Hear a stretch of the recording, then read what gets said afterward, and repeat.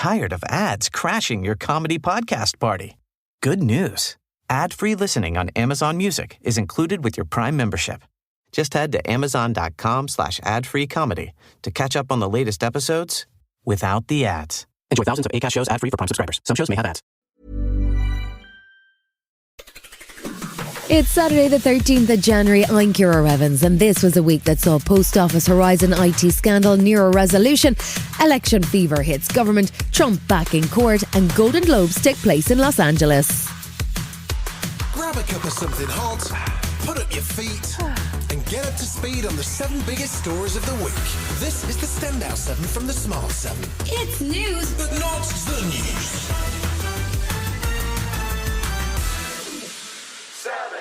This was the week that saw the pressure on the government to resolve the Horizon IT scandal, which saw more than 700 sub-postmasters wrongly convicted of false accounting, theft and fraud due to faulty software between 1999 and 2015. And it was all because of the release of an ITV drama, Mr. Bates versus the Post Office, which followed one of the most prominent cases in the scandal and aired last week. To date, less than 100 people have had their convictions squashed, and PM Rishi Sunak began the week by saying that those affected deserve justice.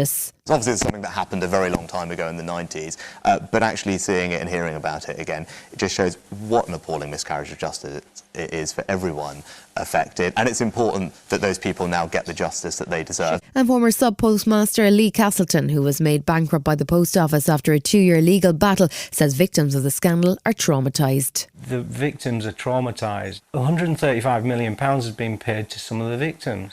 But we've had £150 million plus paid to lawyers. We're just normal people, run-of-the-mill people. We have legal people with us, but it's so difficult. It's like a war. Monday night saw Trade and Business Minister Kevin Hollinrake announce that the government had now devised options to deal with outstanding cases, but that before they could announce the plan, they would need to consult with the senior judiciary. The spotlight also fell on Lib Dem leader Sir Ed Davey, who served as Postal Affairs Minister between 2010 and 2012. Davey says that he did ask questions, but that Post Office managers didn't tell him the truth. I wish I'd known then what we all know now. The Post Office was lying on an industrial scale to me and other ministers. And my heart goes out to all those people. We need to make sure their convictions are overturned, and we need to make sure they are fairly compensated and quickly. Tory MP David Davis thinks it could be relatively simple to overturn the cases, as the central argument that only the postmasters could access the system turned out to be false.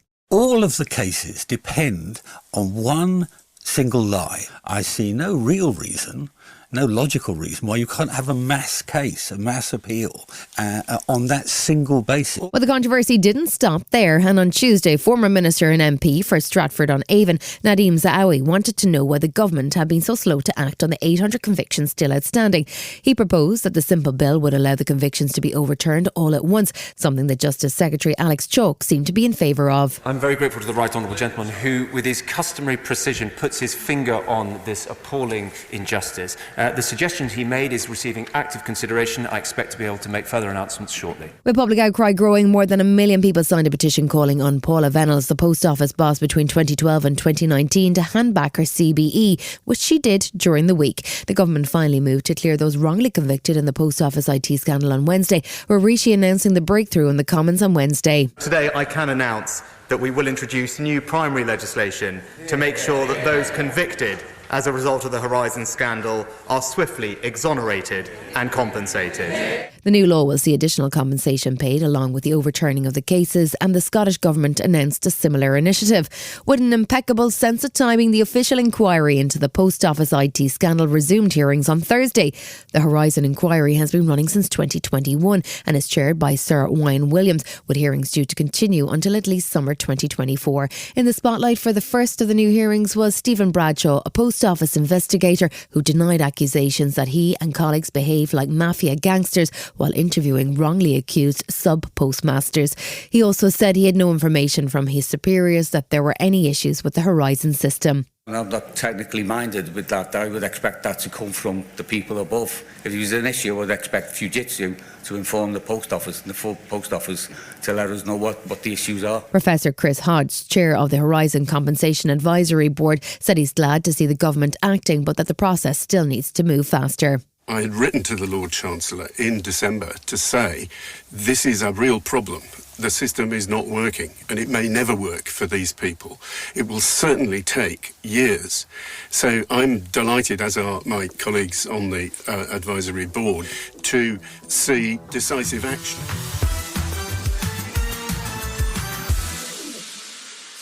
It was another week of strikes and devastation in the ongoing Israel-Hamas war, with an escalation of attacks in the region.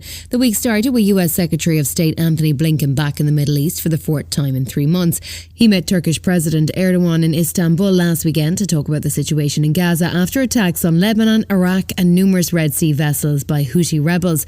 On Tuesday, Israel demonstrated its long range as they claimed a strike in southern Lebanon had killed a senior Hezbollah commander, Ali Hussein Barji, who they say had been responsible for drone attacks on Israeli forces.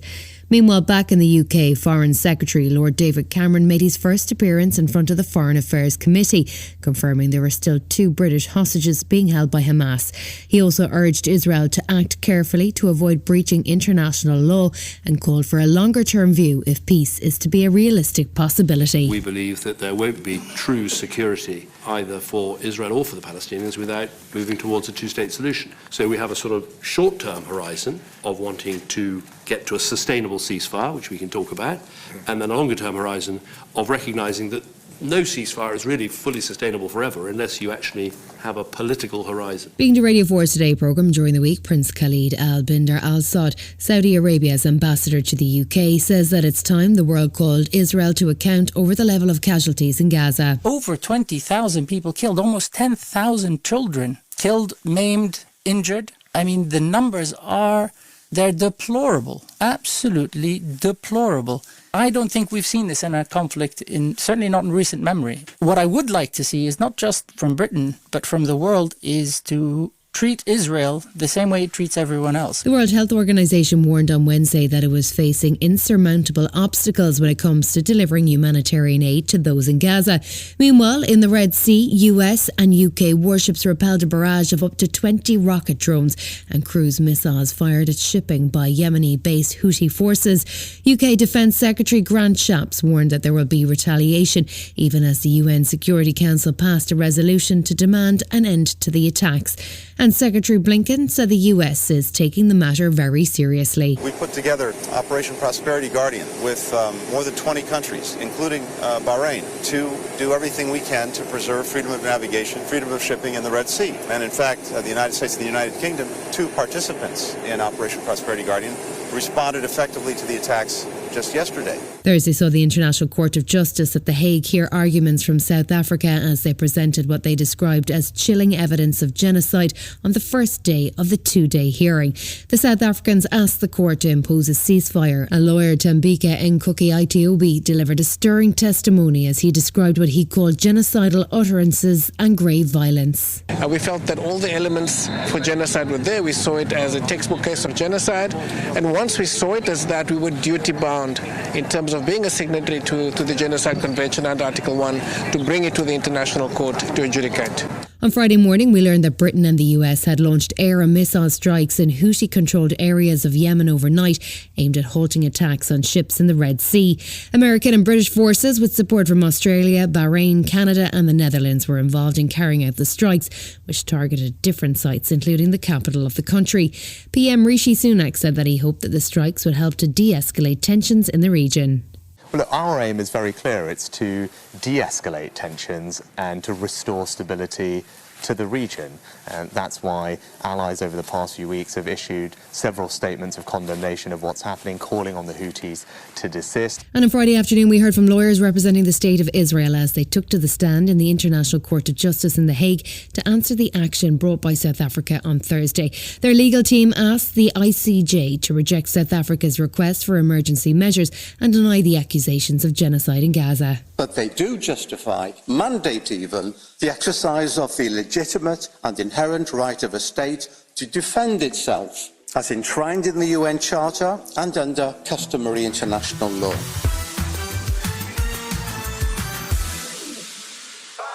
The general election is just months away, and both Rishi Sunak and Sir Keir Starmer spent the week out and about making their pitches to the nation. PM Rishi Sunak kicked off the new year with an appearance on Laura Kay's show last Sunday, where he pledged to cut public spending to lower taxes, blamed striking junior doctors for NHS waiting times, and defended the government's controversial Rwanda scheme. He was also grilled on his party's poor polling and mass exodus of MPs, but Rishi says things are only looking up for the Tories. I genuinely believe that we've turned a corner. I think the country is now pointing in the right direction. The plans that we've put in place are starting to deliver. My job is to talk to everybody and show that we've got to stick with the plan. Meanwhile, Labour leader Sir Keir Starmer has been criticising Rishi's refusal to set a date for the next election, with rumours that it probably won't happen until the second half of the year. Sir Keir says Rishi needs to put the country first. If he had a plan, he would set the date, and he should set the date, because at the moment I can't help feeling that all he really wants to do is to get 2 years clocked up, and that means he's putting vanity before country. Prime Minister Rishi Sunak spent most of 2023 talking about his 5 pledges and asked to be judged on the success or otherwise of his attempts to deliver them. And not surprisingly, based on his own assessment, he's doing great and so wants to continue working away. I set out a year ago 5 priorities. So, in a nutshell, on all 5 priorities, we have made progress. But I know there is more to do in the years ahead. With a general election looming, it sounds like Rishi has switched strategy from being the change candidate to the consistency candidate. But one way or another, Labour leader Sir Keir Starmer didn't seem too impressed. He's also been taking a look at the things on Rishi's to-do list for 2024, and he's giving poor marks to the planned new offshore petroleum licensing bill. This bill that the government is passing or trying to pass is a waste of time.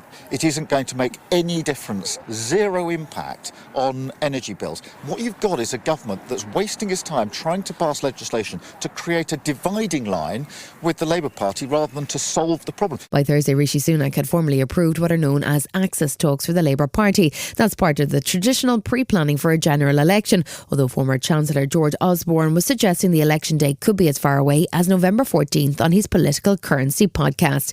Regardless, Labour have continued their policy rollout as part of their election campaign, with Shadow Health Secretary Wes Streeting focusing on dentistry on Thursday. He was defending proposals that as part of Labour's School Breakfast Club initiative, children aged between 3 and 5 would be given toothbrushing classes. It led to calls of nanny state behaviour, but Wes says it's time to call in the cavity cops. I think we face a choice as a country. We can either sit back and say, well, it's parents' job, or for actually a relatively small amount of money, we can put supervised toothbrushing in for kids aged between 3 and 5 to help keep their teeth clean and out of hospital. Okay.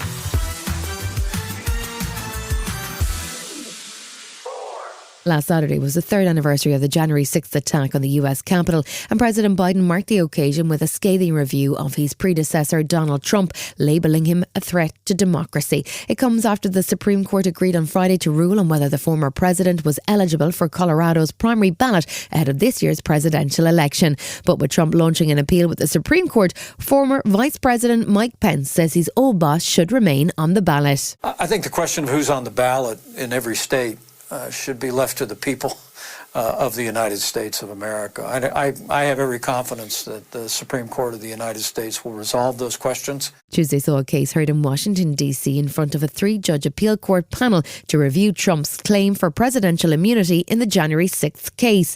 The hearing didn't go all that well, with one judge asking if Trump's claims meant he could have an opponent assassinated by SEAL Team 6 with no consequences, a question his lawyer struggled to answer. Trump himself was busy pointing fingers after the hearing. I think it's very unfair when a political opponent is prosecuted by the Biden's DOJ. They're losing in almost every demographic, and I think they feel this is the way they're going to try and win. It'll be bedlam in the country. It's a very bad thing. It's a very bad precedent. As we said, it's the opening of a Pandora's box. By Thursday, Trump's New York civil trial was wrapped up with closing arguments from both sides. Speaking afterwards, he announced he wanted to attend all of his trials as a protest against Biden and the Democrats and what he called their new form of cheating. Speaking of Biden, Jill Biden was on MSNBC on Thursday defending her son Hunter and supporting her husband and brushing away concerns about his age. I say his age is an asset. He's wise. He has wisdom. He has experience. He knows every leader on the world stage. He's lived history. He knows history. He's thoughtful in his decisions. He is the right man or the right person for the job at this moment in history. Still to come on the Standout 7, Idris Elba fights knife crime and Cillian wins big at the Golden Globes. Right after this. Tired of ads barging into your favorite news podcasts? Good news. Ad-free listening on Amazon Music is included with your Prime membership. Just head to amazon.com/ad-free news podcasts to catch up on the latest episodes without the ads. Enjoy thousands of Acast shows ad-free for Prime subscribers. Some shows may have ads.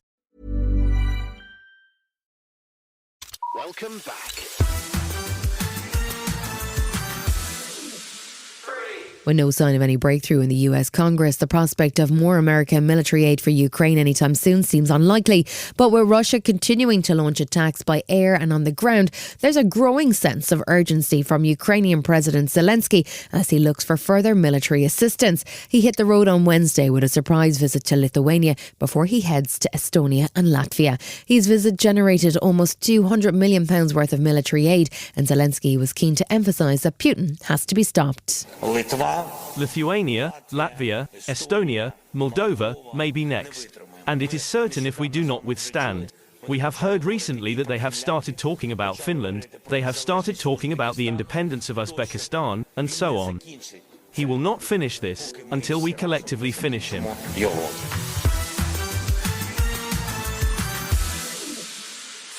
Idris Elba was in Parliament Square on Monday standing amidst piles of neatly folded clothes. They belonged to victims of knife crime, and the actor-musician was calling for a new campaign to tackle youth violence and knife crime.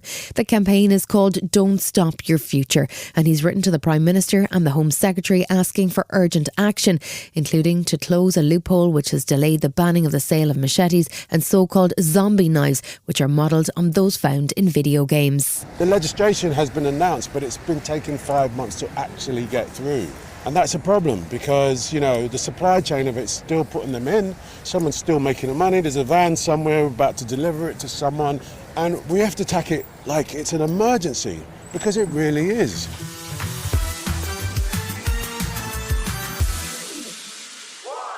Sunday saw some of Hollywood's biggest celebs flock to Beverly Hills for the 81st Golden Globes Awards. Joe Coy was hosting for the first time, and the night was a return to form for the ceremony, which had faced accusations in 2021 of corruption and having no black members on the judging panel of Hollywood foreign reporters.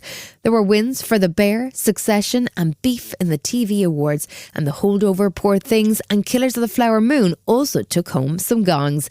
With Barbie and Oppenheimer dominating nominations, Christopher Nolan's movie collected the most awards of the night, including Best Drama, Best Score for Ludwig Göransson, Best Supporting Actor for Robert Downey Jr. and Best Director for Nolan. Here's Cillian Murphy accepting his award for Best Actor. I knew the first time that I walked on a Chris Nolan set that it was different. I could tell by the level of rigor, the level of focus, the level of dedication, the complete lack of any seating options for actors that it was... I was in the hands of a visionary director, a master, and I want to thank Chris and Emma for having the faith in me for 20 years and 6 feckin' pictures. So thanks so much. To all my reps, all my team, thank you so much, you're the best. To my family, I'm the luckiest man. Love you. Thanks so much, guys. You've been listening to The Smart 7. We'll be back tomorrow at 7 a.m. Hit that follow button and have a great day. Give us 7 minutes, we'll give you the world. Tired of ads interrupting your favorite show? Good news. Ad-free listening on Amazon Music is included with your Prime membership. Download the Amazon Music app or visit amazon.com/ad-free sports. That's amazon.com/ad-free sports to catch up on the latest episodes without the ads. Enjoy thousands of Acast shows ad-free for Prime members. Some shows may have ads.